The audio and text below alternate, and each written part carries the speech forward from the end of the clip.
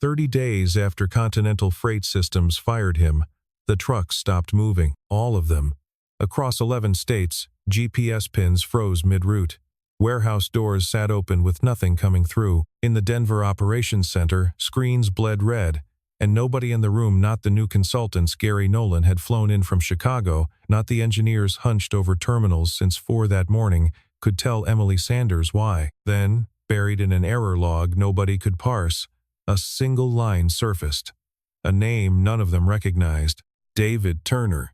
Emily read it twice before she asked, "Who is that?" Keep watching to see how one quiet termination brought down a national freight network and what it actually took to undo it. 30 days earlier, David Turner sat in the basement of the Continental Freight Systems building, 2 floors below the glass and the good coffee, fixing a printer nobody upstairs knew still existed. He wore the same navy polo the company issued to support staff, no name badge beyond a first name and a barcode. He'd worked there 8 years. Almost nobody could have told you what he did before that. At 9 that morning, an all-staff email went out. Mandatory meeting, main auditorium, 10 o'clock. David went because everyone went. He sat in the back row, arms crossed loosely, watching Gary Nolan take the stage in a suit that fit too well for a man who'd been VP of operations for exactly 14 months. "Continental is entering a new era," Gary said, and the words came out smooth, rehearsed. "We've partnered with Ridgeline Consulting Group to modernize our infrastructure from the ground up. That means new tools, new processes, and yes, some restructuring." The restructuring list went up on the screen behind him. 41 names. David's was 17th. He didn't react.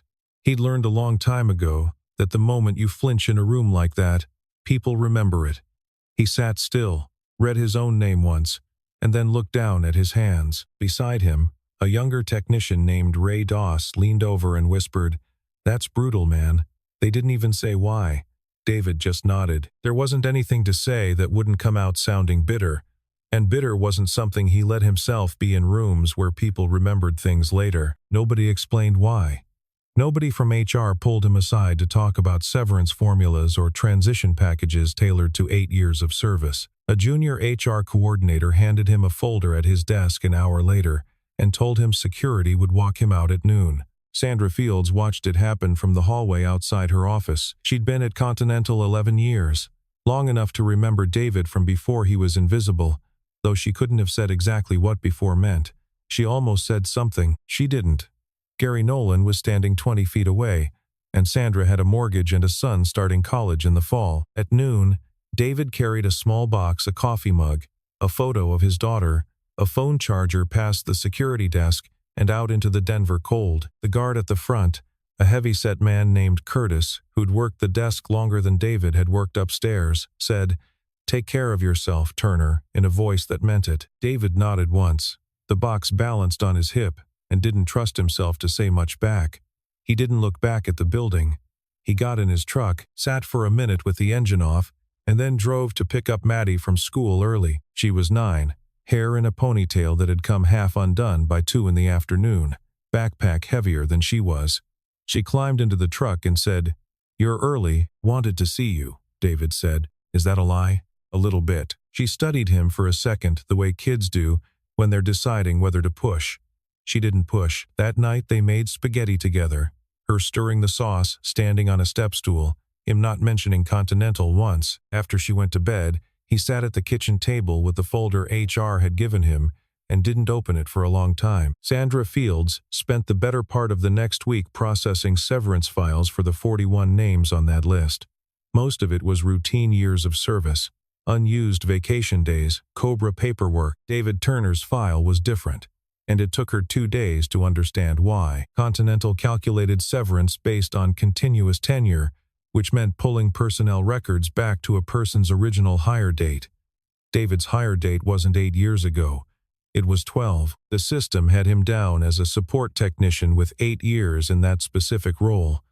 But underneath it, buried in an old scanned folder from the company's acquisition period, was a different document, entirely an intellectual property assignment agreement, dated 8 years back, the year a private equity firm called Brightwell Capital bought what was then a scrappy startup called Rootworks and folded it into Continental Freight Systems. The agreement assigned all rights to a piece of software called Atlas Core to Continental, in exchange for a settlement figure and continued employment. The author listed on the patent filing attached to it was David J. Turner. A confidentiality clause, standard for the acquisition, prohibited public attribution of authorship without written consent from both parties. Sandra read it 3 times, then a 4th, checking the signature line against the David Turner she'd just processed severance paperwork for. As if there might be 2 men with that name working the same basement hallway. There weren't. The employee ID matched. The social security number matched. 12 years ago, a 26-year-old software engineer had built the routing engine for a scrappy little freight startup out of a garage office. And 8 years ago, when the big money came in and swallowed the company whole, he'd traded his name on that invention for a settlement check and a quiet desk job nobody would ever ask questions about. Atlas Core wasn't some old side project. It was the system that ran the entire company, every route, every dock assignment, every load calculation, still humming along 12 years after a 26-year-old engineer had written its first working version in a garage office in Lakewood. She sat there with the folder open, coffee going cold, and thought about David Turner fixing a printer in the basement, while the man who ran their operations division called their infrastructure outdated. She didn't call anyone. She couldn't. The confidentiality clause bound her too, technically, and Gary Nolan had made it clear in a dozen small ways that Sandra's job security depended on staying inside her lane. He'd said as much 3 months earlier, standing in her doorway after a routine audit flagged a vendor discrepancy. "You process the paperwork, Sandra. You don't have to understand it." She'd smiled and nodded and hated herself a little for it. She made a copy of the file anyway, slid it into a folder at the back of her desk drawer, underneath a stack of expired parking permits nobody would ever look through, and told herself she'd figure out what to do with it later. Later felt safer than now. Later always did. 3 days after David's last day, a delivery truck in the Denver depot pulled up to Bay 11 instead of Bay 4.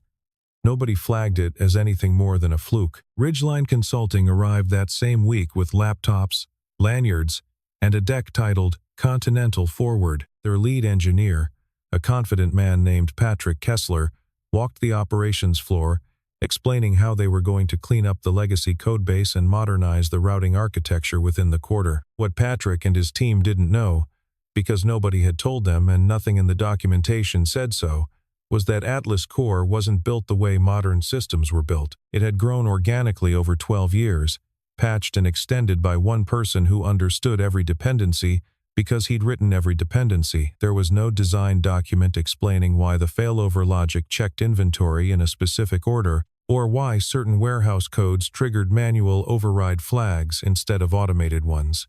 David had known those answers the way a person knows the layout of their own house in the dark. Nobody else did. Ridgeline started optimizing. They rewrote the routing tables in clean, modern code, deleted what looked like redundant conditional statements, and congratulated themselves in a Friday status update about reducing technical debt by 19%. Nobody on the team had asked why those conditionals existed in the first place, because nothing in the documentation told them, and the one person who could have told them was 3 weeks gone and unreachable. Within a week, small errors surfaced: a shipment routed to the wrong regional hub, a load manifest duplicated across 2 trucks, and a driver named Ollie Banks sitting outside a locked warehouse in Amarillo for 40 minutes because the system had scheduled his delivery to a dock that had been decommissioned 2 years earlier and, for reasons nobody upstairs could explain, still existed as a valid destination in the old routing tables. Emily Sanders got her first flagged report on a Tuesday morning. Minor, contained, nothing alarming. She forwarded it to Gary with a note asking him to keep an eye on it. Gary told her it was expected. "You don't modernize a 12-year-old system without some turbulence," he said. "Ridgeline's already cleaning it up." At home that evening, David sat at his kitchen table, scrolling a Continental Trade Press article on his phone, a puff piece about the Ridgeline partnership. Quotes from Gary about unlocking efficiency. He read it twice, jaw tight, and set the phone face down. Maddie, doing homework across the table, looked up. "You keep making that face." "What face?" "The one where you're thinking about work but pretending you're not." David almost laughed. "I'm not supposed to think about work anymore." I don't have one. Is that sad? He considered lying to her, the way he'd been considering lying to everyone for 8 years. A little, he said. But we're okay. You know that, right? I know that, Maddie said, already back to her math worksheet, unbothered, trusting him the way 9-year-olds trust the people who've never given them a reason not to. The errors kept coming, small and scattered enough that nobody upstairs connected them into a pattern except Emily, who had a habit her father used to tease her about of keeping a running list of anything that nagged at her. By the following week, her list had 6 entries. She brought it to a board call, and the pressure she'd been managing from a comfortable distance became something closer to her face. Federal contracts have on-time delivery clauses. Board member Harriet Doyle reminded her, not unkindly, but not gently either. If Continental starts missing them because of a system transition you approved, that's not a Ridgeline problem. That's a you problem. I'm aware, Emily said. Then be aware fast, Harriet said. Your father ran this company for 26 years without a single missed federal deadline. That's the bar people are going to hold you to, whether it's fair or not. Emily said she'd handle it. She wasn't entirely sure that was true. She confronted Gary directly for the first time that Thursday, in his office, door closed. I want a straight answer, she said. Is Ridgeline making this better or worse? Better, Gary said. Too fast. It's a transition period. Every legacy migration looks messy before it looks clean. Every legacy migration looks messy before it looks clean, he said again, like the sentence had been focus grouped. I've got Ridgeline doing nightly stability reports. I'll forward you tonight's. Send it to the whole board, Emily said. Not just me. A flicker crossed Gary's face, there and gone so fast she almost missed it. Sure, he said. Of course. Something in the certainty of his answer didn't sit right with her, though she couldn't name what. She'd trusted Gary since she took over for her father 2 years earlier. He'd been at Continental 14 months longer than she'd been running it, and she'd leaned on that experience more than she liked to admit. Walking out of his office, she found herself less reassured than before she'd walked in. That night, working late, she pulled up an archived recording from an old technical review meeting, part of an unrelated audit her assistant had queued for her. 4 years old, low resolution. Mostly people she recognized. In the corner of the frame, barely in shot, stood a man in a support uniform, saying nothing, watching the room with an attention nobody else in the meeting seemed to notice him giving. She paused the video, frowned at the frame, and couldn't place why his face snagged at her. She closed the laptop and went home. The next morning, a folded piece of paper sat on her desk, unsigned, in handwriting she didn't recognize. 7 words. Ask who wrote Atlas Core originally. She read it twice, the same way she'd read David's name on a screen 30 days later, though she didn't know that yet. She put the paper in her desk drawer and told herself she'd look into it when things calmed down. Things did not calm down. 9 days later, at 6:40 in the morning, Atlas Core went down completely. It wasn't a single failure. It was a cascade. A routing table Ridgeline had cleaned up the week before triggered a failover sequence that no longer matched the manual override logic, buried 3 layers beneath it, and once that mismatch hit, the entire national dispatch system locked into a loop it couldn't resolve itself. Trucks already en route kept moving, guided by cache data, until they didn't. New shipments had nowhere to go. By 7:30, the Denver operations floor looked like a building during a fire drill nobody had scheduled. Emily got the call at her apartment, still in yesterday's clothes, and was in the building by 8. The operations floor looked like nothing she'd seen there before. Phones ringing on every desk. Dispatch coordinators standing instead of sitting, a wall-mounted map of the country, lit up almost entirely in red, where it should have been a scattered handful of green dots moving steadily east and west. Patrick Kessler and his team were standing over 3 separate terminals, talking over each other, none of them able to explain what had actually broken, only that it had broken everywhere at once. Gary hovered near Emily's shoulder, saying words like temporary and contained that didn't match anything on the screens. How many trucks are stopped right now? Emily asked, flat. Nobody answered right away. Finally, a dispatch lead said, "Best guess, ma'am, around 4,000. Emily closed her eyes for exactly 1 second, then opened them and went to her office. By 10, Emily had had enough of words that didn't match screens. She went back to her office, opened the drawer, and found the folded note still sitting where she'd left it. Ask who wrote Atlas Core originally. She didn't call anyone from IT. She drove. She found the address through an old expense report reimbursement file. David had once submitted mileage for an off-site meeting years back, and the address hadn't been updated since. Lakewood, a modest street lined with maples just starting to turn. She parked, sat for a second gathering whatever nerve the morning had left her, and walked up to the door. David opened it in a flannel shirt, sleeves pushed up, a dish towel still in one hand. He looked at her, the CEO of the company that had walked him out 3 weeks earlier, standing on his porch, and for a moment neither of them said anything. "Miss Sanders," he finally said. "Emily," she said. "Can I come in?" Behind him, Maddie appeared in the hallway, curious, half hidden behind the doorframe the way kids do when they sense something adult happening. David glanced back at her, then at Emily, and something in his face closed. "I don't think that's a good idea," he said. "The whole system's down," Emily said. "National. 4,000 trucks stopped on the road right now. I don't know what's happening and nobody in that building can tell me." "I heard," David said. "I don't work there anymore." "I know.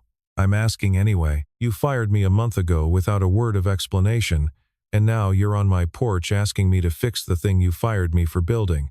His voice wasn't angry.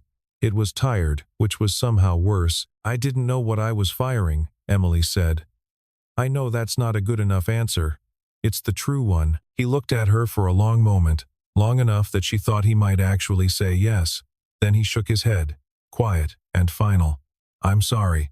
I've got my daughter." He closed the door gently, not slamming it, which somehow made it worse. Emily stood on the porch for a second before walking back to her car, the maples rustling overhead, the whole weight of a broken national network sitting in her chest with nowhere to go. She drove back to the office with more questions than she'd arrived with, and one thought she couldn't shake. A man who'd been fired without explanation had just been more composed about the whole thing than she was. Back at Continental, she found Sandra in the HR wing, still at her desk well past 6. Emily closed the door behind her. "I need you to tell me what you know about David Turner," Emily said. "All of it." Sandra's hands went still on her keyboard. "Why?" "Because I drove to his house tonight and he wouldn't come back. And something about the way he said it made me think he had every right not to." Sandra hesitated exactly as long as it took to decide the mortgage, and the son starting college didn't matter as much as she'd told herself they did. She opened her desk drawer and slid the folder across. Emily read it standing up, then sat down halfway through, then read it again. The IP assignment, the patent filing, the confidentiality clause. 12 years of a system built by one person who Continental had, 8 years ago, quietly agreed to erase from its own history in exchange for a settlement and a support desk job. "Does Gary know any of this?" Emily asked. "I don't think he knew who David was," Sandra said carefully. "I don't think that's why he was on the list. I think he was just a name in a headcount reduction Gary needed to hit a number." Emily sat with that for a second. The idea that the man who might have saved them had been erased not by malice, but by a spreadsheet nobody bothered to double-check. Almost worse, somehow. "But there's something else," Sandra said. And this was the part she hadn't planned on saying out loud, the part she'd been sitting on since a vendor onboarding form crossed her desk 2 weeks earlier. Ridgeline Consulting. The parent entity on their contract paperwork is called Coldwater Strategic Partners. I processed a background check on their principal for vendor compliance last month. She paused. "His last name is Nolan. Trent Nolan. Gary's brother-in-law." Emily felt something settle into place, cold and certain. "Gary brought in his own family's firm and signed the contract himself," Sandra said. "No competitive bid. I flagged it in the system at the time. It got overridden 2 days later. Sign-off from Gary's office directly." "Why didn't you push it further?" Sandra's jaw tightened. Not from anger at the question, but from 3 years of swallowing versions of it. "Because the last person who pushed something like that past Gary Nolan was reassigned to the Tucson warehouse inside a month. I have a kid starting college. I'm not proud of that. I'm telling you now." "You're telling me now," Emily said, which is more than most people would have done at all. Emily didn't say anything for a moment. Then she picked up the folder, tucked it under her arm and said, "Thank you, Sandra. I mean that." She drove back to Lakewood that same night. It was past 8 when she knocked again, and this time David opened the door already half expecting her. like he'd known she wasn't done. "I'm not here as your CEO," Emily said before he could speak. "I'm here because I fired you for something I didn't do. And I let a man use your absence to profit off a contract that's now taken down an entire national system. I'm sorry. I should have known who was in my own building." David studied her face in the porch light for a long moment. Behind him, Maddie's voice called out, asking who was there, and he answered without turning around. "Nobody, baby. Go finish your show." He stepped outside and closed the door softly behind him. "You want me to fix it?" he said. "It wasn't a question. I want to understand what's actually broken first," Emily said. "And then, yes, if you're willing." David looked past her, toward the street, toward the direction of a city that had spent 8 years walking past him without knowing what he'd built it on. "I didn't do this for credit," he said quietly. "I did it because I was 26 and I liked building things. I never asked to disappear. Somebody decided that was easier for everybody." "It wasn't easier for you," Emily said. He almost smiled at that. "No, it wasn't. There's more," Emily said, and told him about Trent Nolan, about the no-bid contract, about a licensing structure buried in a vendor agreement that she didn't fully understand yet, but that had her stomach in knots. "I think Gary knew this would happen. We're close enough to it. I think somebody stood to profit from your absence, and I let it happen because I didn't ask enough questions about a man I inherited instead of hired." David was quiet for a while, turning something over. 12 years I built that system alone," he finally said. 8 of them. I watched it from a basement, and I told myself it didn't matter who got the credit as long as it kept working, but somebody just tried to break it on purpose, for money, and use my own work as the excuse. His voice hardened, just slightly. "That part matters to me." He was quiet for a moment, looking back at the house, at the light in the front window where his daughter sat watching cartoons, unaware that the entire spine of a company was being negotiated 10 feet from her. "I'll come look," David finally said. "Not for Continental. There's a lot of drivers out there tonight who didn't do anything wrong." Emily nodded, throat tight in a way she didn't examine too closely. "Thank you." "Don't thank me yet," David said. "You haven't seen what they did to my code." They drove back into Denver together, mostly in silence, the kind that wasn't uncomfortable so much as full 2 people who had, in the space of a single day, gone from stranger and statistic to something neither of them had a name for yet. The operations floor at 11 that night looked like a hospital waiting room during a mass casualty event. Too many people, not enough answers, everyone talking at once and nobody listening. David walked in wearing the same flannel he'd answered the door in, and for a second, the room didn't register who he was. Then Patrick Kessler, exhausted and out of ideas, looked up and said, "Who is this?" "He wrote the system," Emily said. "Give him a terminal." David sat down at an empty workstation, cracked his knuckles once out of habit, and started typing. He didn't explain what he was doing. He didn't need to. Watching him work was its own kind of explanation. The way his hands moved without hesitation, through code nobody else in the building could read, pausing only to mutter things under his breath, like he was arguing with a much younger version of himself. Patrick Kessler hovered for a while, trying to keep up, asking questions David answered in clipped half-sentences that assumed a familiarity with the system Patrick simply didn't have. After 20 minutes, Patrick backed off and let him work in silence, which was the smartest thing he'd done all night. "You built the failover logic to check the manual override queue before the automated one," Patrick finally said, half to himself, staring at a chain of function calls on the second monitor. "Why would you do that?" "Because automated systems fail quiet," David said, not looking up. "Manual overrides fail loud. I wanted the loud failure first, every time, so a human being would see it before the whole thing cascaded." He tapped the screen once. "Nobody documented that because I was the documentation. That was the mistake, not the code." Emily stayed. She pulled a chair up near his terminal, not close enough to hover, close enough to be present, and around 1 in the morning she got up without a word and came back with 2 cups of coffee from the machine down the hall. She set one beside his keyboard and said nothing else. He glanced at it, then at her, and gave the smallest nod before going back to the screen. Hours passed that way, David working, Emily present, the room around them slowly thinning out as consultants gave up and went home one by one, mumbling apologies nobody asked for, until it was mostly just the two of them and the hum of servers in a nearly empty building. Outside the windows, Denver's skyline sat dark except for a handful of office lights and the red blink of aircraft warning beacons on the taller buildings. Every so often David would stop, rub his eyes, and stare at a line of code like it had personally wronged him, and Emily learned not to ask what was wrong, only to wait. Around 3:30, David found what he was looking for, and his hands went still on the keyboard. "There," he said. Emily leaned in. On screen was a block of code appended to the emergency patch.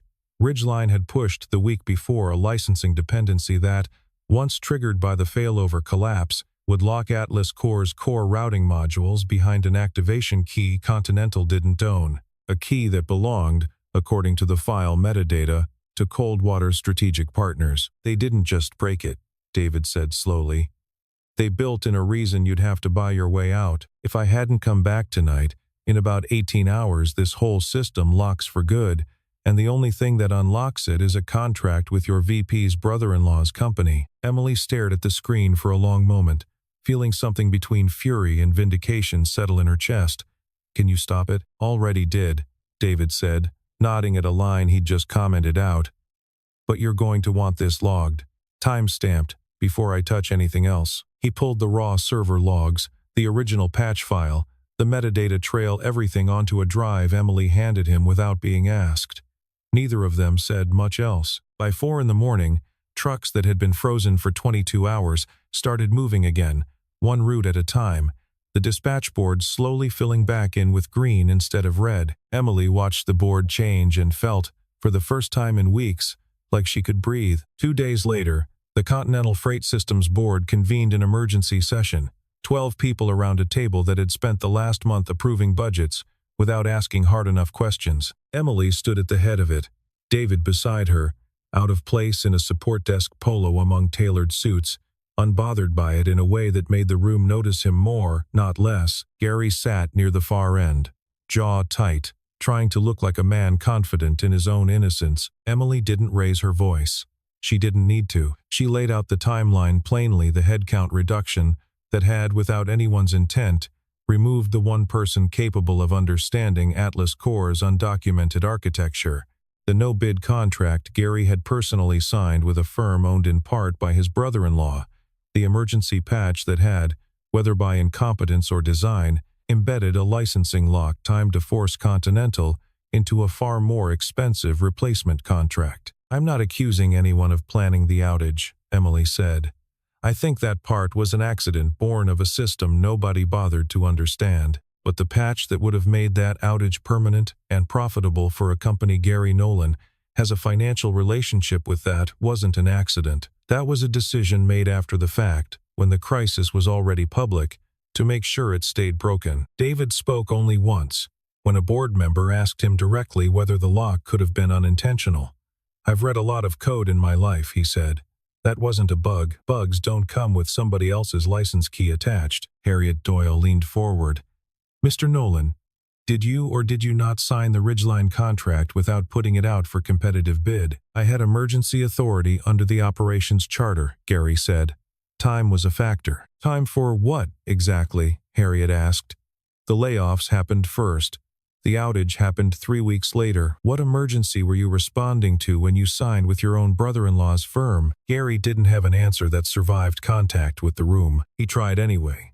Something about industry standard practices and long-standing relationships, but the words came out thinner each time, and by the third sentence, even the board members who'd liked him stopped meeting his eyes. Gary tried to argue that the infrastructure was outdated, that any competent modern system wouldn't have been vulnerable in the first place, that blame belonged with whoever had let a 12-year-old codebase run unsupervised for so long. Nobody in the room missed the irony of him saying it in front of the man who'd built that codebase and had been let go a month earlier. The vote came fast once it came, 8-1, Harriet Doyle the lone abstention pending her own review of the documents. Gary's employment was terminated before lunch. Legal was already drafting a referral to the district attorney's office regarding the undisclosed vendor relationship and the licensing lock, which, whatever else it was, looked a great deal like extortion dressed up as a service contract. David stood at the back of the room as it emptied out, watching people who'd walked past him in a basement hallway for 8 years, suddenly needing to shake his hand, to say they'd always thought there was something different about him, to ask if he remembered them from the cafeteria. He was polite about it. He shook the hands, said the names back correctly, and didn't linger on any of it. Emily found him by the elevators. "You didn't have to stay for that part," she said. "I wanted to see it land," David admitted. 12 years is a long time to not exist in a room. Does it feel different, existing in it now? He considered the question honestly, the way he considered most things. "Ask me in a month," he said. Right now it mostly just feels loud. Down on the operations floor below them, the dispatch board glowed steady and green. Hub after hub after hub. The whole country's freight moving again in a rhythm nobody but David fully understood, and, for the first time, nobody had to pretend otherwise. The offer came 3 days later, delivered in person rather than by email, which David noticed and appreciated without saying so. Chief Technology Officer, full authorship credit on Atlas Core, retroactive and permanent, with the old confidentiality clause formally dissolved. A seat, if he wanted it, on the technical steering committee that would decide how the company handled its next decade of infrastructure. David didn't answer right away. He sat across from Emily in her office, an office that, until a week ago, he'd never once set foot in, and turned the folder over in his hands without opening it. "It's not about the title," he finally said, "or the money. I need to know this doesn't happen again, not to me, and not to whoever's in that basement in 5 years that nobody bothers to ask about. I can't promise a company never makes a mistake like this again," Emily said honestly. "But I can promise you're not going to be the mistake anyone quietly buries this time." "That's a big promise for a CEO who's had the job 2 years, David said, not unkindly. "It's the only kind worth making," Emily said. He thought about that for a while, long enough that Emily didn't fill the silence, which he noticed too. "Give me a few days," he said. "I've got someone at home I need to talk to about it first." That night, Maddie sat on the kitchen counter while David made grilled cheese, swinging her feet, peppering him with questions he mostly dodged. "So you built the whole computer thing? The one on the news? 12 years ago. Before you were born. That's basically forever. Feels like it some days. Are you gonna be, like, famous now?" David laughed, flipping the sandwich. "I don't think fixing a server makes you famous, Bug. Grandma said it was on the local news." "Grandma exaggerates." Maddie considered this with the seriousness only a 9-year-old could bring to grilled cheese logistics. "Are you going to take the job?" "I don't know yet. What do you think?" She shrugged, the universal gesture of a kid who trusted the answer would be fine either way. "I think you should stop hiding just 'cause it's easier. You always tell me that." David looked at her for a long moment, spatula still in hand, something loosening in his chest that had been tight for 8 years. "Yeah," he said, "I do tell you that." 2 weeks later, David walked back into Continental Freight Systems through the front entrance instead of the loading dock, wearing a shirt with a collar and no barcode badge, just his name printed clean on a laminated card. David Turner, Chief Technology Officer. The transition wasn't instant or dramatic. It happened in small pieces, a standing meeting every Tuesday, where people actually waited for him to speak instead of speaking over him.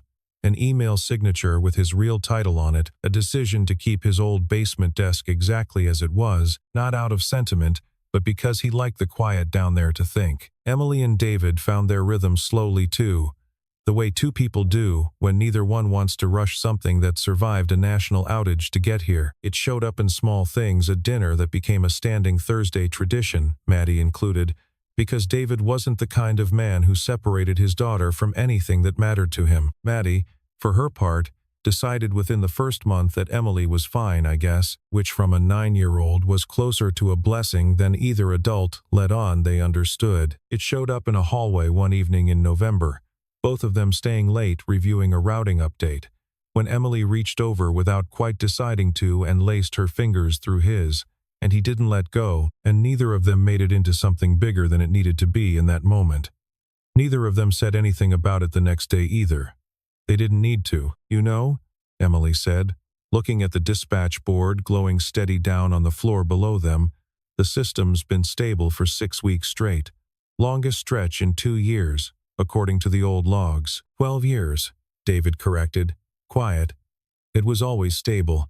Nobody just knew why. "I do now," Emily said, not looking at the board anymore, looking at him instead. David glanced over, caught the look, and let himself hold it a second longer than he might have a month ago. Down the hall, a cleaning cart rattled past, and somewhere below them a driver in Ohio radioed in an early delivery, one small green dot on a map that no longer needed anyone to explain why it was moving. Down on the operations floor, the trucks moved on time, hub after hub, all across a country that had no idea an entire network of freight had once hinged on a man nobody thought to ask for a name. Above it, in the glow of monitors that finally matched the quiet confidence of the system underneath them, an entire infrastructure had stood for 12 years, held up by someone nobody had ever bothered to ask about.